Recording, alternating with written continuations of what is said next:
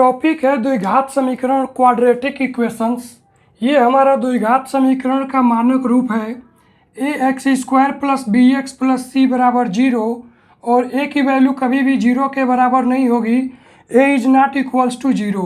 X हमारा चर है और ए बी और सी हमारा अचर है। तो ये द्विघात समीकरण का मानक रूप है a x square plus b x plus c बराबर जीरो।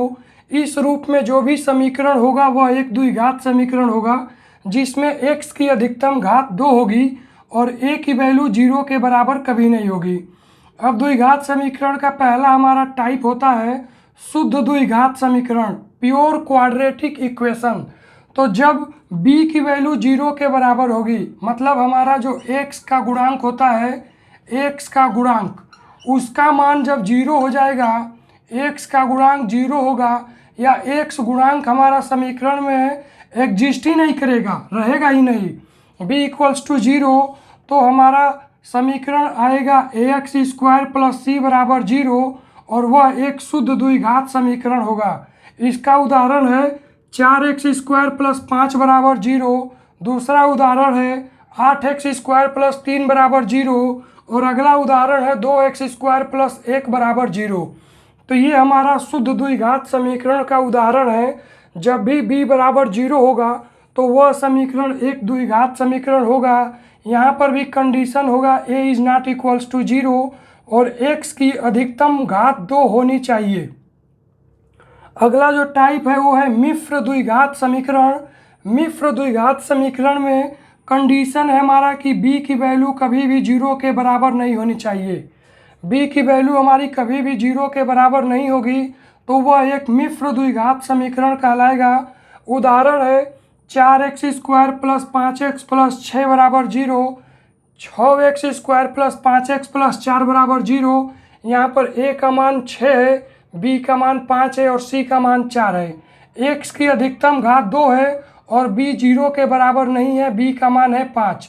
तो यह भी एक मिश्र द्विघात समीकरण है। अगला उदाहरण है 3x square plus 2x plus 1 बराबर जीरो, और इसके बाद जो हमारा अगला एग्जाम्पल है वो है 15x square plus 19x plus 32 बराबर जीरो। यह भी एक द्विघात समीकरण का उदाहरण है। तो ये एग्जाम्पल्स हमारे मिश्र द्विघात समीकरण के हैं, 4x square plus 5x plus 6 बराबर जीरो। तो जब भी समीकरण में b की वैल्यू जीरो के बराबर नहीं होगी तो वह एक मिश्र द्विघात समीकरण होगा। अब मिश्र द्विघात समीकरण को हल करने की निम्नलिखित विधियां हैं। पहली विधि है गुणनखंड द्वारा। पहली विधि है गुणनखंड द्वारा। गुणनखंड करके हम मिश्र द्विघात समीकरण के मूल निकाल सकते हैं। दूसरी विधि है पूर्ण वर्ग बनाकर। पूर्ण वर्ग बनाकर हम मिश्र द्विघात समीकरण के मूल निकाल सकते हैं। तीसरी विधि है सूत्र द्वारा। सूत्र के द्वारा भी हम मिश्र द्विघात समीकरण के मूल निकाल सकते हैं। और चौथी जो विधि है वो है ग्राफ द्वारा। ग्राफ के द्वारा भी हम मिश्र द्विघात समीकरण के मूल के मान निकाल सकते हैं। तो हमारा द्विघात समीकरण पहला हो गया शुद्ध द्विघात समीकरण और दूसरा हो गया मिश्र द्विघात समीकरण। जब भी b बराबर जीरो होगा द्विघात समीकरण में तो वह एक शुद्ध द्विघात समीकरण होगा, और जब भी समीकरण में b की वैल्यू जीरो के बराबर नहीं होगी तो वह एक मिश्र द्विघात समीकरण होगा। अगला जो टॉपिक है वो है द्विघात समीकरण के मूल, roots of a quadratic equation.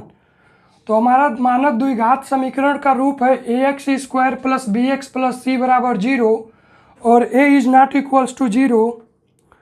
तो द्विघात समीकरण a x square plus b x plus c बराबर जीरो चर x के केवल दो मानों के लिए सत्य है। द्विघात समीकरण के दो मूल होते हैं। दो मूल होते हैं हमारे द्विघात समीकरण के।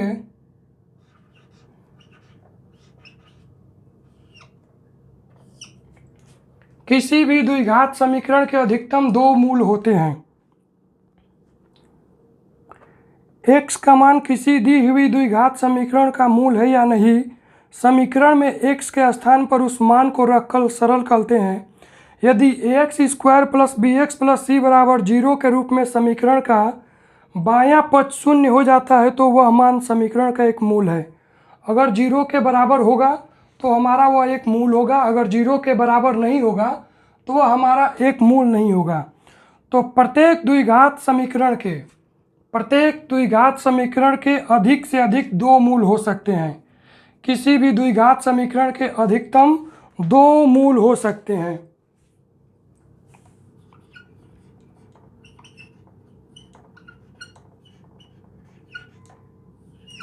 तो द्विघात समीकरण का अधिकतम 2 मूल होते हैं। इन दोनों को हम यहाँ पे रख के और हल करते हैं। अगर वैल्यू 0 के बराबर आ जाती है तो हमारा वो मूल होता है, अगर 0 के बराबर नहीं आता है तो वो हमारा एक मूल नहीं होता है। यही कंसेप्ट है द्विघात समीकरण का।